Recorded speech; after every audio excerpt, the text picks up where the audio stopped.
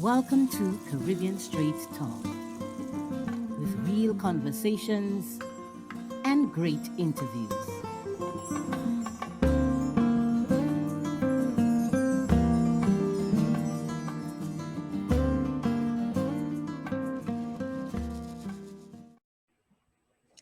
Hi, this is Lima Dunbar of Caribbean Street Talk, and tonight we have another real show. Our co host, Mr. George Busson, is still on location. But tonight, let me tell you who we've got tonight. We've got Mr. Marquis McKenzie. I had to take my time and say it because I almost jacked his name up. Marquis McKenzie. And Marquis is the president of the Community Outreach Enterprise Corporation. He is the organizing director of the Florida Rights Restoration Coalition, and he's the owner of Dirt Master. So without further ado, let's bring on Mr. McKenzie, or I should say Marquis, on camera so we can start having our conversation. Hi, Marquis. How's it going? Pretty good. You know how to make a little joke of it, right? Yeah. I couldn't help myself. I couldn't help myself. So let's start with our conversation. And typically on this show we go all in. Okay. Okay. So you are an ex-felon who is now a successful businessman. Please tell us more of who Marquis McKenzie is. Right. So I definitely and I have to make the correction, right, since we said we go all in. So we don't use the term felon anymore. And the reason why we don't use that term, statistics shows us if you call someone a felon or ex-felon or a convict, it's a higher chance that they may go out and commit another crime. Right. So Oh, we use the term returning citizens. And it's a way for us to actually change the narrative and just change the image of the way that people name things. So we use the word returning citizens.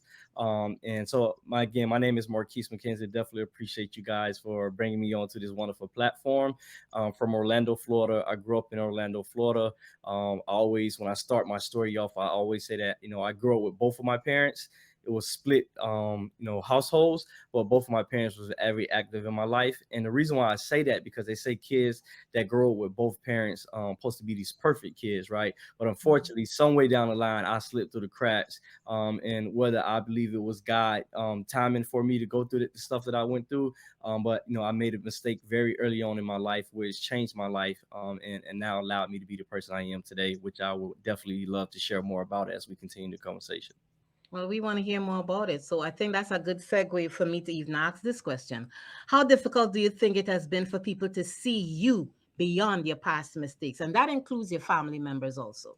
Right. So what I would say, and again, I just got to be honest. I am being transparent. My family was a family that supported me, and that was something that I think that's the reason why I'm the way I am today and successful. Because from the day that I got arrested and from the time that I was released, my family never asked me why I did what I did. They always you made that bed, you're gonna have to lay in it, but our arms are gonna be open for you, Mhm. right? But that's not also always the case for everyone else.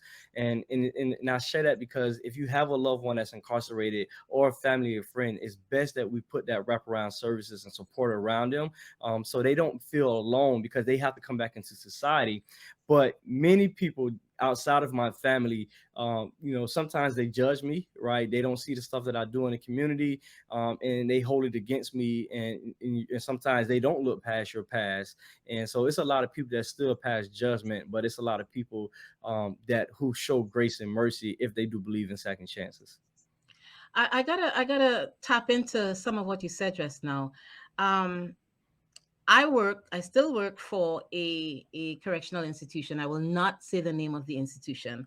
All I will say is a psychiatric hospital within one of the highest, one of it's a psychiatric hospital with one of the correctional institutions.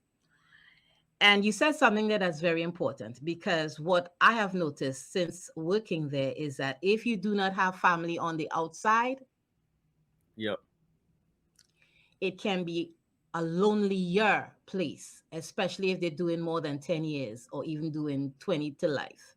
Can be a very lonely place. And one of the things that I noticed in reading the history of some of our inmate patients is this. You see, with you, you had a two-parent family, and even though it was two separate households, they still embraced you, they still loved you. Right. A lot of our inmate patients did not grow up in a home that was loving or that had that kind of environment. Yep. So they did their own thing. Yep. I agree.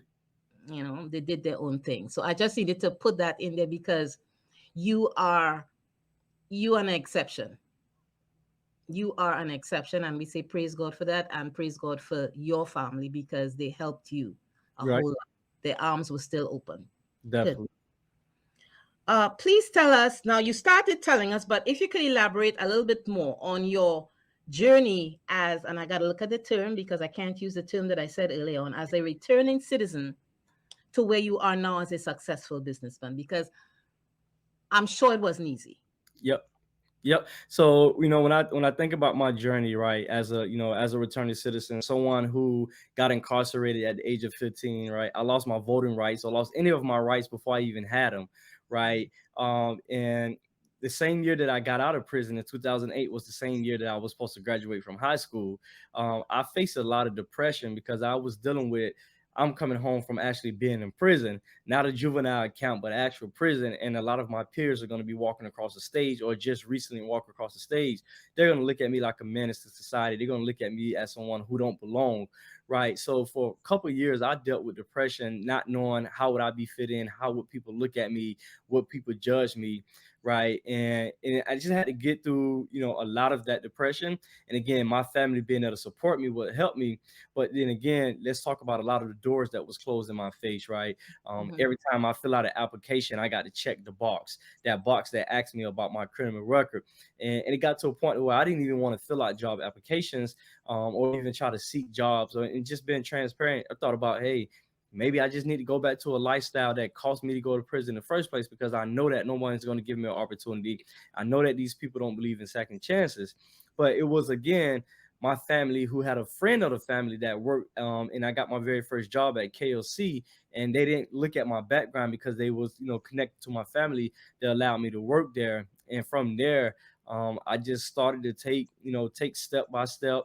Again, I continued to face barriers and closed doors. I even tried to go back to college, and I went to college for maybe 2 years, and then when I was time for me to go to a particular program, for instance, I wanted to be an early childhood educator. Right, I thought that I went to prison, I can get into the schools and I can educate young men that look like me about my mistakes, so they don't have to go through that. So I said, all right, I'll be a teacher. I couldn't even get past the program because they asked me about my background. Right, and then I said, okay, well, I'm gonna be a nurse. And I tried to go through the programs, and I couldn't get accepted in the programs because they asked about my background. But that just shows you how I didn't really know the collateral consequences that I was dealing with, right? And I didn't know nothing about the law. I just thought, you commit a crime, you go to prison, you do your time. And because I was a juvenile, I thought that it would be on my juvenile record. I didn't even understand that I was adjudicated guilty. I didn't know the difference of having my adjudication with hell and being adjudicated guilty. So I just thought life was normal. But when I started to face these barriers, it was like, again, a lot of depression. And then again, I just had to, what, that's in the past. I can't allow this to keep holding me back. And I just continue to take steps, display great leadership, and doors start to open for me. And before you know it, I was just on the path to becoming an entrepreneur because I got tired of a lot of those doors getting closed in my face. And I just went back to what I knew. I knew when I was in prison, I wanted to start a cleaning business. But again, when I was incarcerated, somebody told me people who had felony convictions or people that went to prisons, you can't start business. So I never did the research and I stayed away from it until I got so fed up. I said, let me look what it takes to start a business. And to be honest with you, starting a business, that was the first application that I have ever came across that didn't ask me about my criminal background. So when Mhm. I seen that, I said, all right, I may have a here, and I just hit the ground running. And a lot of people, to be honest with you, they seen the stuff that I was trying to do, and I still to this day, and I've been in instead of banks, just recently got a contract with another bank, right? I have yet been asked about my background. It's to the point where people were saying we vouching for this person. We're not looking at his past. We know who he is now and what he's capable of.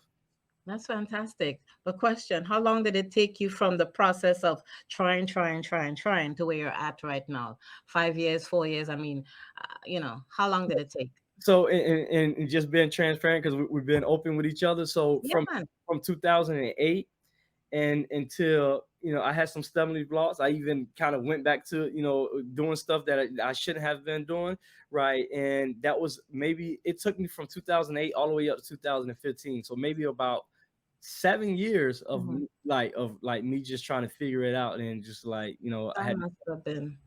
That must have been really hard, because ordinarily, I mean, as a clinician, I know that there's some people that suffer from depression.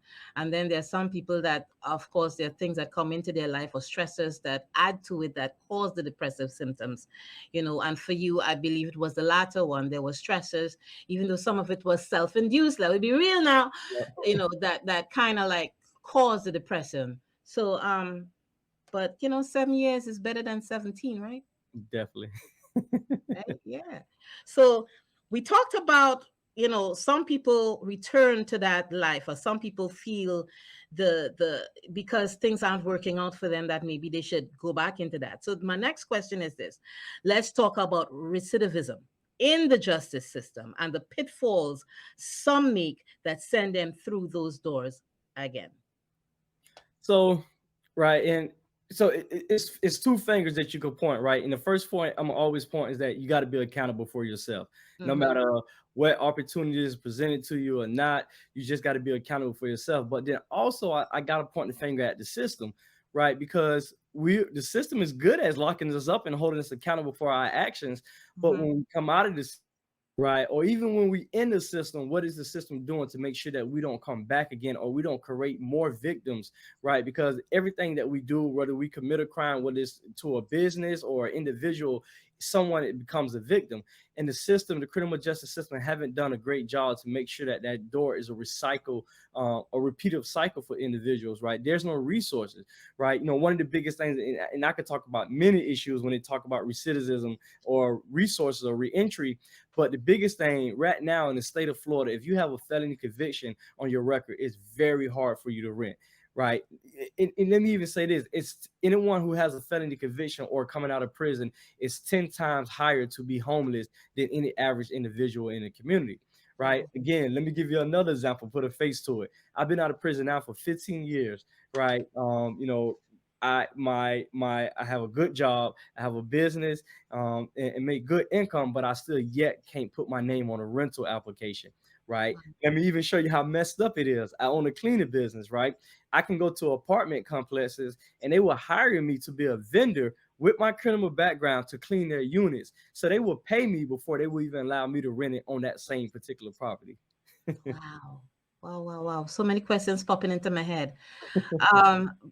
But let's say what you're saying right there, that some of it I know for a fact happens because as I work at an institution, there are some things I'm well aware of, that happens. For instance, I remember one particular inmate, of course I can't call name. He did 20. All right. There are no, depending on the camp that you go to, there's nothing in the camp to help you reform. Yep. Okay. Now here's the thing with these guys. They sit in their cells 24 hours a day. So they got enough time to figure out how much mischief to make. All Yep. right. Instead of taking that time and giving them opportunities to do something with it and let that be across the board from camp to camp. No, it depends on the camp that you go to. Yep. There are certain programs. Right.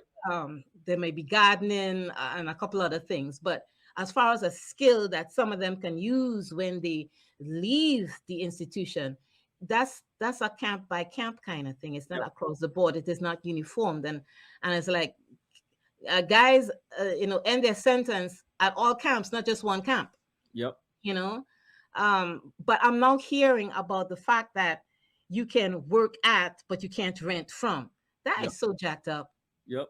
And I also would say, even when you mention the different counts, just very true. But also, you can go to a count and based off your time that you have, they won't even allow you to participate in certain programs, which is crazy, It's right? true.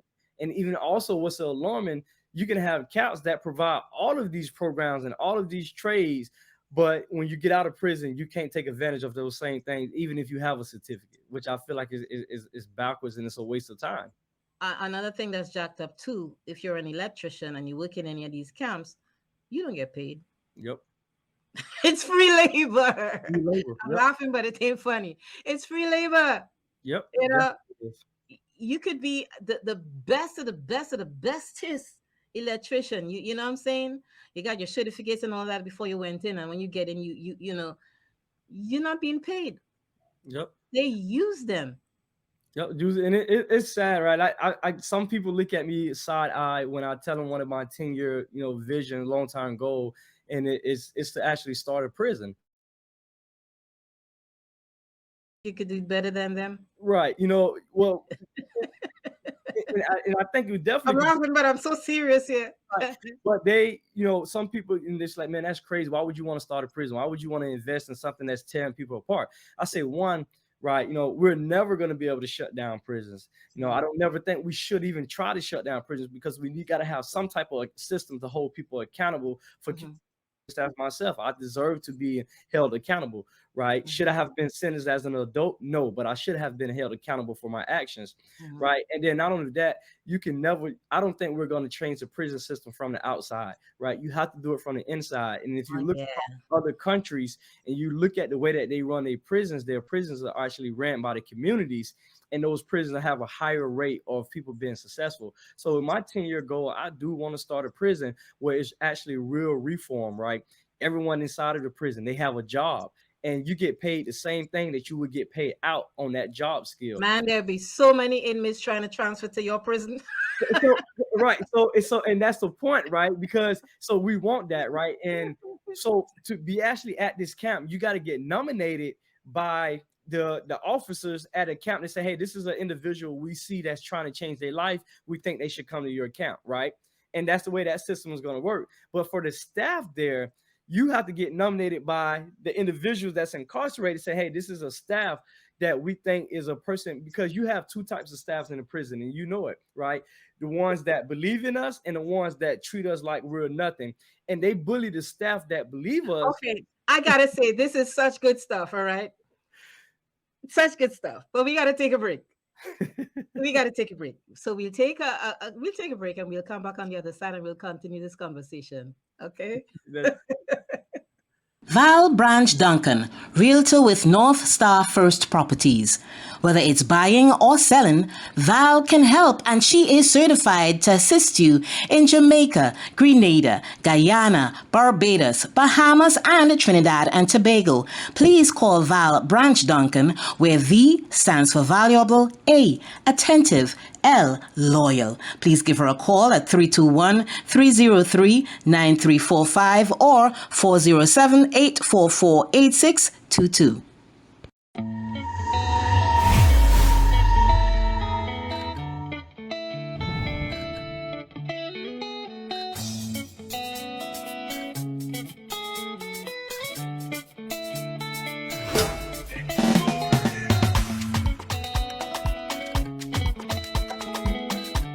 This is Professor GT inviting you to join Lima Dunbar along with DJs Code Red and Kevorkian on the People's Chat Room every Saturday from 12 to 2 p.m. U.S. Eastern Standard Time on iTunesRadio.com.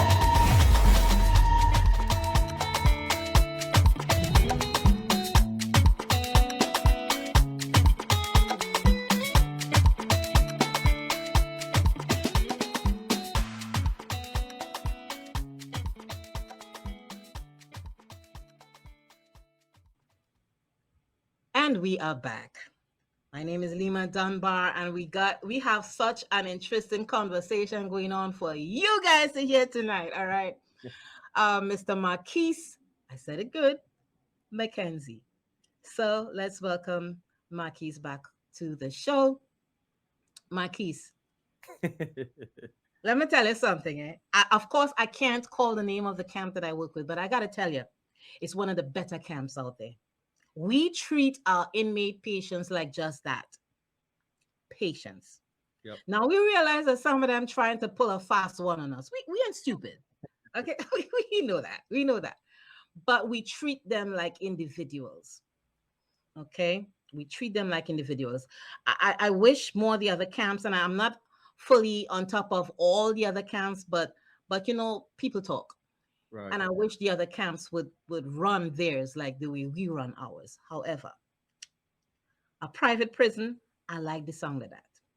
I like the sound of that. I think it's a damn good idea. Yep. Damn good idea.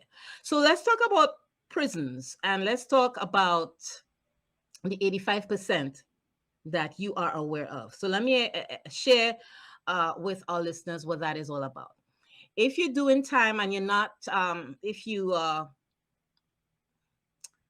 up for probation somewhere along the line, you've got to do at least 85% of your time. So if you're doing 20 years, how much is that? 85% of that Probably before about you're up for 15, maybe 15, probation. maybe about 15, 16. Yeah. Okay. All of And it. yeah. Okay. And there's some guys do not have probation at all. They have to do all their time, which is whether it's 20, 25, or whatever. Okay. How much about that are you aware of, Marquis, before we talk about the supposed Restoration Coalition? I'm sorry, not Florida Commission of, well, the probation parole people. There's no parole in Florida anyway. But we Right. don't talk about that. Talk a little bit about the 85%.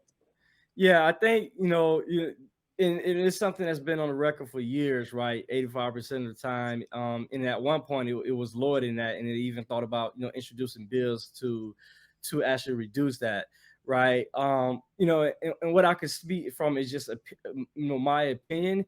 I don't think it take all of that time to rehabilitate someone, right? I think you can say, we have the 85, 85 rule, right? But if you go in and within the next 3 or 4 or 5 years, you show that you can accomplish this, you can stay out of trouble, you can do that. Maybe we can switch over to having a parole system and then have you on probation versus having you in prison for 20 years, right? Because even, looking at scientific shows us, if you take a person who committed a crime at the age of 16 and you give them 40 years, right, for the hideous crime, and you turn around and you interview that person at the age of 25, they're two different people, right? So Mhm. it's just, I honestly just don't feel that it takes that much time to actually tell if someone deserves to be back out into society.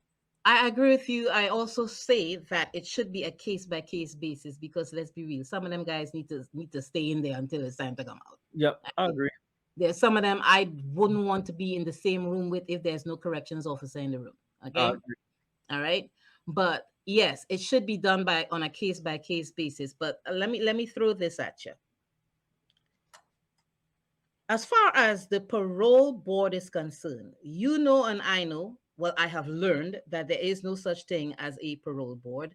It's Yep. all by the good graces of the people that sit on it. And I don't want to sound racist or anything like that, bro. There's a bunch of white men. Because here's the thing, eh? When I started working with the corrections, yeah, one of the things that struck me to the core is the fact that there are more black men in there than anything else. That hurt my heart. You know what I mean? Still does. A lot of times if I choose to think about it. But let's talk about the parole board. Thoughts? The parole board, that's just a parole board in name only. Yep, definitely is. Again, there's no parole in the state of Florida. You have the Commissioner Review Board, which is pretty much is kind of guarded by the governor cabinet and those individual that sits on the governing cabinet. And again, if you just have individuals in spaces that don't believe in second chances, criminal justice reform would be is just basically nothing. And it needs to be taken more serious. Mhm. It needs to be taken more seriously. And I feel that, coming back to what you were saying earlier on about it shouldn't take a man having to do 20 years of his life for y'all to say, okay, he needs to do 85% of that before he can come home. Because another cruel fact is this: they're inmate patients, and I refer to them as that because that's how we see them. They're old, they're sick. You would think that they would build a nice little old folks home. and say, okay, go sit there, do the rest of your time. They keep those men until they die. Yep. Yep. It's sad. It's sad.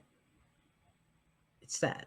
Some men do get it right after, men and women, because not just men, but some of them do get it right after maybe 10, 15 years, Yep.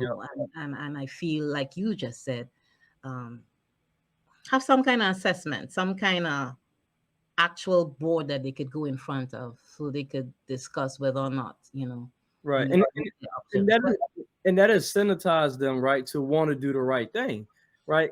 I feel that, as we have the opportunity to present them with an opportunity, if you come out, and even if you fake it to make it, you can't fake it to make it for so long. And if you was granted a second opportunity and you go back out and do something else, you put yourself in that situation. But you can't. Right now, the state of Florida, we don't have nothing to say that we're giving people opportunity to try to get it right. So they don't have nothing to look for in the prison. That's why the violence is so high. You could have an individual that got 30, 40 years. They don't care about going to stab and kill somebody else because they know that they're there for the next 30 or 40 years.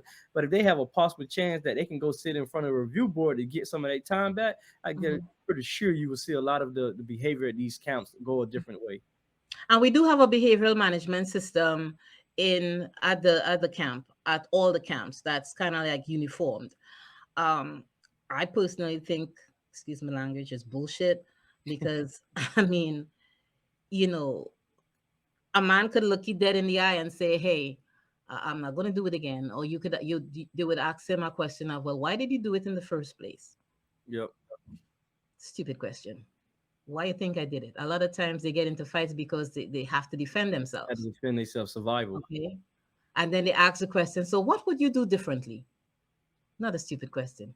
Well, if he comes at you again, you're going to get into another fight, right? Yep. But anyhow, Amendment 4 was approved by 65% of Florida voters and automatically restored voting rights for convicted felons if they had completed their sentences, fulfilled the probation requirements, and paid any restitution and court costs.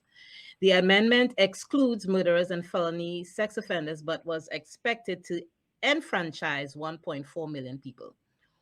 What do, in your estimation, were the problems that have resulted since this bill was voted on by the citizens of Florida in 2018? And I was one of them. Right. So the problem that we're seeing is that we're having people, individuals who are going against the will of the voters, right? And that's one of the biggest things. But the second thing that we're seeing now is that the state of Florida don't have a system. And when the state of Florida don't have a system, is basically hindering many of people to be able to build back into society. I give you a perfect example of this, right? If I was on child support, right, the state of Florida know how to contact me and let me know how much I owe, when I gotta owe it, take anything away from me when I don't hold it. But you don't have a system that can tell someone how much money do they owe when it comes down to voting, right? Or who's supposed to get this voter registration card and who don't. And the simple reason why, it's no way to sugarcoat it. The simple reason why is that I believe that individuals in the state of Florida and many individuals in any other states that stop people from voting, because no one should never even lose that right at all, right? Despite what it is, a charge or whatever, no one should lose their right to voting when you have to make decisions that impact your life. But the realistic thing is that they're realizing that we are, and when I'm talking about us, people who are formerly incarcerated and family members who are directly impacted, we are a voting bloc. So for many years, they didn't care about our issues when we was incarcerated. They didn't care about the way the conditions of the prisons. They didn't care that it was the injustice and racial disparities of as a black man and as a white man get sentenced. They didn't care about the issues. So the moment that they know that we can vote, they're scared because they know Then that it's a problem. we can Mhm. determine who represent us and who represents our community. And the thing is that they think that we're going to treat them the way that they treated us, and that's not the case. Statistics shows that if you give someone who was formerly incarcerated the opportunity to be a part of democracy, it's a likely chance that they would not go out and commit another crime. And that's what I think we want, right? And when you talk about creating safer communities, if you want to have safer communities, right, the best way to do that is to empower those who are being weakened. And we see those who have been weakened in the community are the ones who went through the criminal justice system. We don't want to treat them how they did us. We just want a fair chance to get it right. But in their eyes, they look at it as this is a voting block. These are people that can stop us, right? I give you a good another example for the listeners. In the state of Florida, when you talk about the presidential election, right? The presidential election is only decided by 100,000 votes. We got over 1.4 million people who are able to vote. We can swing that election anyway. When you drill down, you talk about a governor race. The governor race is only decided by 30,000 votes. We got 1.4 million people who are eligible to vote. We could swing that election any type of way. And when you talk about on the local level, a lot of these races ain't nothing but won by 10,000, maybe 1,000 votes. We got over 1.4 million people. We can swing any election. And I think they understood that and they don't want us to have that power. No, they don't. But we're going to take a break because I want to ask you about solutions to get that word out. So we're going to take a break. And when we come back, we'll continue our conversation with Mr. Marquis McKenzie. Zep Bolai Lawrence, realtor and property stager with a lake known as Fuchsia Lay Realty Group. You can give her a call at 321-689-3467. Send a fax at 321-445-6054. Email zepbl9@gmail.com. Once again, Zep Bolai Lawrence for all your realtor and property staging needs. Hey, it's your girl, Coach Lady Q, asking you to join me on the Glow 365 TV every first Tuesday for the Mia Allman Show, hosted by yours truly, followed by the second Tuesday with Holistic Health Show with Coach Dawn. We stroll down to the third Tuesday with On Q Show, hosted by Evangelist Coach Lady Q. Then we close out the month with the Sophie G Show, hosted by Coach Sophie G. Join us as we go live on Facebook and YouTube at Glow 365 TV Show every Tuesday at 7 p.m. Eastern Time as we talk about the mind, body, and soul. A conversation you don't want to miss. This is Lima Dunbar, and we are back on Caribbean Straight Talk, and we keeping it real, my dear. We have our guest, Mr. Marquis McKenzie. So, Marquis, let's chat a little bit. So, you are the organizing director of Florida Rights Restoration Coalition. Correct. You broke it down right there with why it's so important to them to keep us away from voting. When I say us, I'm referring to the 1.4 million enfranchised voters that are now returning citizens. What is the Florida Rights Restoration Coalition? I have to look because I'm mouthful, okay? What is the Florida Rights Restoration Coalition? How do you all plan to get that word out? Because informing, when people don't know, they don't know. Right. But it gives them the opportunity to know. So what are y'all plans to get people aware of what's happening? Right. So one of the things that we're doing, and we're quickly pivoting to it, but I think one of the things that anybody could do just to inform it is what we see in our community is not enough voter education. Right. When we're on the ground, and I'm always defending the people of the community. Right. I always hear that, oh, the people in the community, they don't want to vote. They don't care about voting. So they don't care how important this is. But when I'm on the ground and I'm listening to the people in the community, I don't hear that I don't care about voting. It doesn't matter. And sometimes you hear them say that, but what I actually hear is that I don't know how to vote. I don't know the process of it. And I don't know who to vote for. So I'm just going to stay away from it. And we got to be able to meet the people where they're at. And once we start to have these conversations with them and just, sometimes you can't argue with them, right? And the first time you argue with them, it's a quick way to turn them away, to not even trust the process. So you got to be able to meet them where they at, understand what they're trying to say, and then listen to what they're trying to say. And from there, it gives you a good opportunity to be able to educate them. It's so interesting because we just came out of an election cycle, as you know, because this show actually started August of last year. Excuse me. It actually started August of 2022 to line up with the election cycle. We started a little bit late, but we still get it done. And one of the things that we've been finding is that we've been saying, I shouldn't say finding, we were just speculating that people were not understanding their right to vote and how important it is. Yep. Okay. And we felt that, that was the problem, that they don't see the connection, you know, but I don't think we went as deep as what you just said, because I never thought about that. Yep. I never thought about that. Yeah, and another thing is so in it, I didn't be transparent. I didn't know nothing about voting until I realized how the system worked, right? And that's the reason why I got involved with Florida Rights Restoration Coalition when I learned that it does take voting to change things, right? And when you speak to a normal person in the community, when you talk about voting, only thing they know about is the presidential races, right? And they don't know about the mayor race and the sheriff's race, local stuff that can impact. So the first thing, oh, the president, that I'm not going to feel that impact. We really don't feel the president the impact and the things. Right now, so many people, I think the very first impact that I probably personally felt and many other people felt from the president is when the stimulus checks came out. And that we knew that came from the White House, right? And people understood this came from the White House. But other than that, people don't understand that it's the local elections that we really need. And we can shift so much of that stuff and really like change the lives of many people on the local level. And we have to start there. So how has I got to look at it again because it's a mouthful. How has the Florida Rights Restoration Coalition partnered up with people that are currently representing us, i.e., such as Maxwell Frost, who is now the representative for Florida? He took the seat from Val Demings. How are you all partnering up with these people that can actually help or create an impact? So as the Florida Rights Restoration Coalition, we're a nonpartisan organization, right? So we don't care if you're a Republican, or if you're a Democrat, if you're independent. We focus on issues, right? And we don't lean right or we don't lean left. So anybody that's willing to talk to us and have conversation with us and advocate for formerly incarcerated people, we sit at the table with them, right? Whether, we don't care who don't like them or who do like them, but we know that if you're talking about moving forward and improving the lives of formerly incarcerated people, we have conversations with anyone. We put our message out to everyone who's as a politician, as an elected official, and anyone that actually comes back and say, hey, I think this is that, and then we have conversations. So I asked about who or how have you all partnered up. So let me ask another question that's kind of similar. How have you created opportunities for Florida Rights Restoration Coalition to be heard?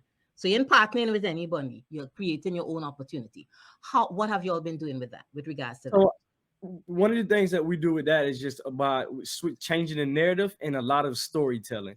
Right. So, and we allow our members to be able to connect with their elected officials, and we just lead by our stories. Right. And from us being able to lead by our stories, it really paint pictures of real lives, what I'm saying? And instead of you just having me who works for FRC or Desmond me or, anybody else that works, of course we could say anything, but it's more impactful when we allow our members in the community to be able to share their stories and talk about why we need bills that impact those individual lives. So storytelling has been one of our biggest tricks or traits that we use to be able to get more people engaged.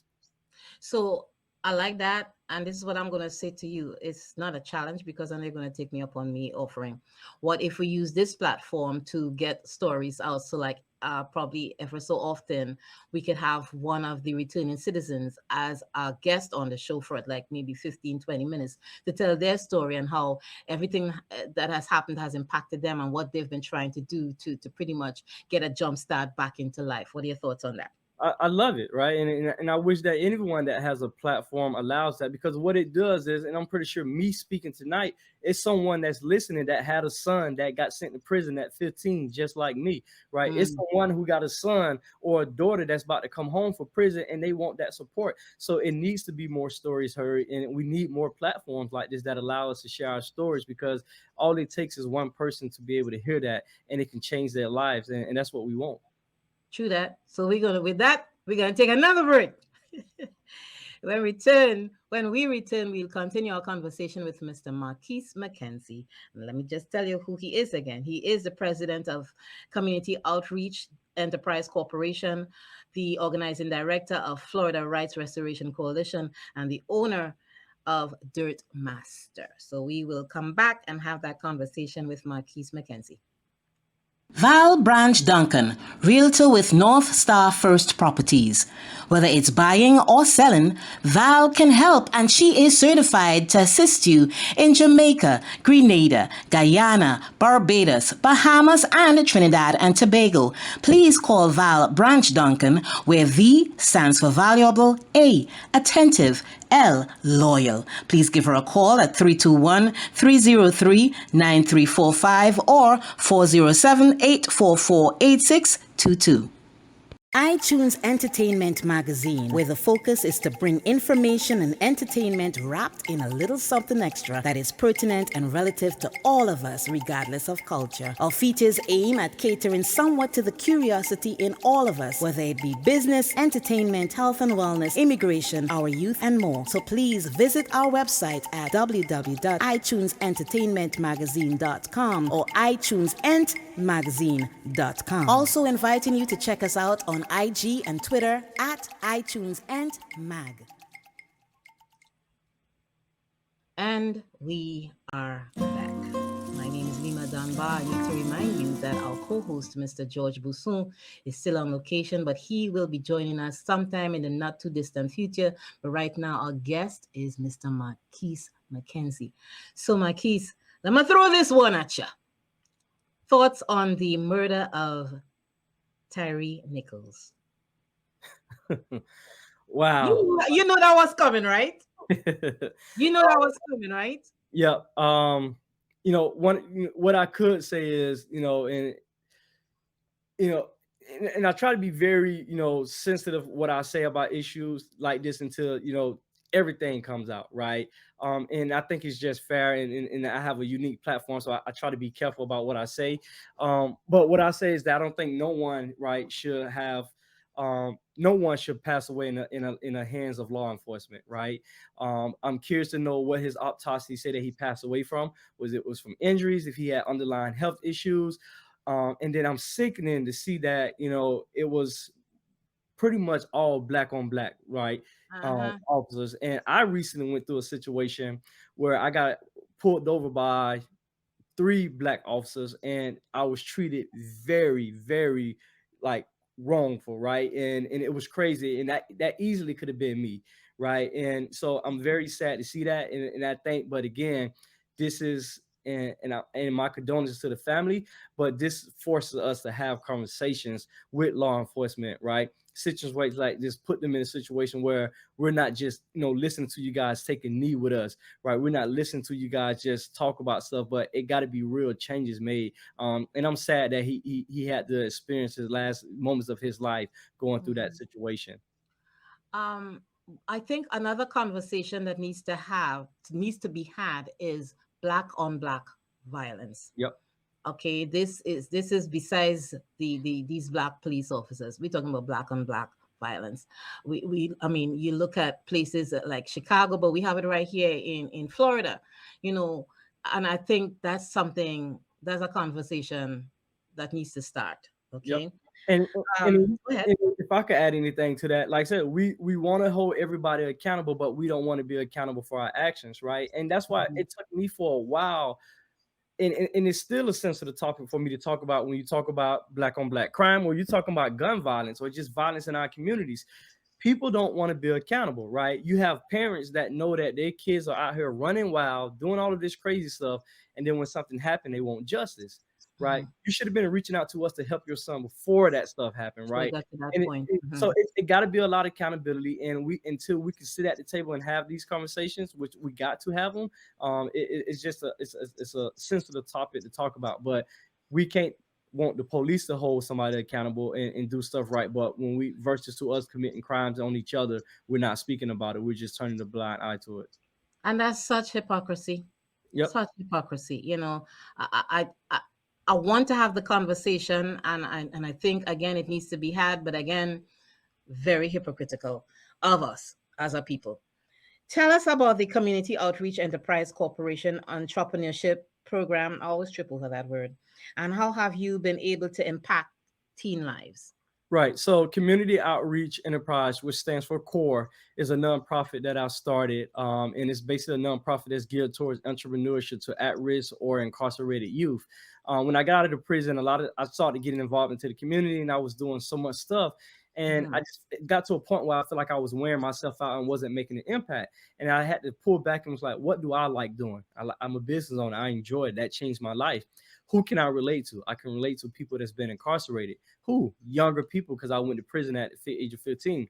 So when I got an opportunity to go back into the juvenile jails, even in 33rd jails, to share my story. And when I speak to a lot of these kids, or even and I don't get into them what they case about, but when I look at their charges, and most of their charges were similar to my charges, robberies, carjackings. And I knew that I went out and committed a crime because I was trying to make a dollar. And most of these kids, not really understanding the consequences they can face, are going to go out and do anything, and sometimes the hideous crimes, just to try to make a dollar. And if I Mhm. could show them how to make a legitimate dollar without making that risk, right, I think we can change a lot of kids' life. And a lot of those kids incarcerated, when I talk to them, it's like, what you want to do? I want to start my own business. And I was like, this is a no-brainer. They really just want to make money. They just don't know how to. And if we can show them, and to be honest with you, I thought, you had to be 18 years old to start a business. No, you can Mhm. start a business as long as you can file an LLC, right? Mhm. And I wanted to use something that I was very good at to be able to help these kids. Last year we took about 10 kids, and with some of the funding that I received from my business, out of my business income, I just basically took 10 kids and I spent 8 hours with them and basically how to start a business. And at the end of that conference, I actually paid for their LLC just to give them a boost start to actually starting a business. That is so cool. So cool. I'm listening to you and I'm thinking about another inmate patient that was really interested in wanting to open his own business. And he saw me as a Black female. And I mean, I just wanted to give the information. And we were encouraged. We are encouraged to help our inmate patients a Yep. whole lot. That's why I keep telling you that camp is a bum diggity. Okay. It's still a prison, but it's one of the best ones out there. But this is such an interesting conversation. So we gotta say goodnight. But before we go, tell us, what is your hope for the near future? So With my not just your kids, but also with your business and the Florida Rights Restoration Coalition. so ultimate, and I'll just say it here, and some people challenge me on it, but ultimate, my hope is, one day maybe I'll be the president, boy, or maybe I do want to be in a political seat where I can help really change our communities and make sure that we include people that's formerly incarcerated, right? So whether me actually running for office, me actually, continue to grow my business, but I do want to create a platform where formerly incarcerated people can start to reach back and start a life over and make something of themselves and be productive citizens. And don't know which direction that's going to go, but I do want to make sure that formerly incarcerated people have a fair chance at life, because it was many people that gave me an opportunity, and look at how my life turned out. So I know that many people coming out of those gates, if they have an opportunity, that what life can be like, not just for them, but for their family and their community as whole. Okay, I'm not just going to end this just like that. I want to tap into what you just said because I didn't even think about it, but here it's coming from you, and I'm like, you know what? I want to encourage you, okay? Because I believe because you've been there and you understand a lot of what they're going through, and you also understand that education is important. And one of the things I remember we had shared with some of the candidates that came on this show last year was go out into the community, do some town hall meetings every maybe quarter or so, Yep. and use that as a platform to educate the community on what they need to know. Okay, I'm sure that probably went in one ear and come out the next. Yep. They can say whatever they gotta say when it's time for you to vote for them. I'm cynical like that, but I think with you there's so much hope because you get it. Yep. So I'm gonna say to you, if you ever decide to do that, whatever we can do to be there to support you, we will. Appreciate that. Hey, anytime. So, with that being said, we've got to say good night. This was a really interesting conversation. I want you to take us up on the offer to have some of the returning citizens on the show to tell their stories because I think it's a good way to get it out. Um, and thank you so much for being a part of the show tonight, Caribbean Street Talk.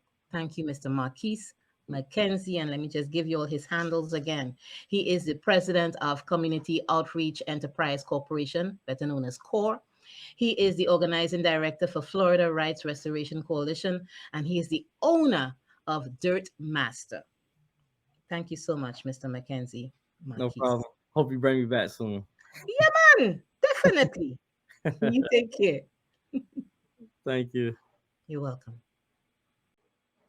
Thank you so much for checking us out on Caribbean Street Talk. We encourage you to follow us on YouTube at Caribbean Street Talk. We also have an Instagram page at Caribbean Street Talk, and of course, a Facebook page by the same name. This show is heard every Monday night on iTunes Radio from 8 to 9 p.m. and also on Island Beat Radio on Tuesday nights. Thank you so much. My name is Lima Dunbar. Y'all have a blessed evening. Zep Bolai Lawrence, realtor and property stager with a lake known as the Fuchsia Lay Realty Group. You can give her a call at 321-689-3467. Send a fax at 321-445-6054. Email zepbl9@gmail.com. Once again, Zep Bolai Lawrence for all your realtor and property staging needs.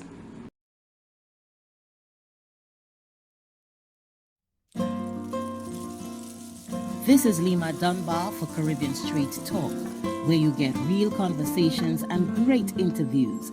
Tuesdays from 8 to 9 p.m. on islandbeatradio.net and Mondays on itunesradio.com, also from 8 to 9 p.m. Please subscribe to our Facebook page and YouTube channel at Caribbean Street Talk.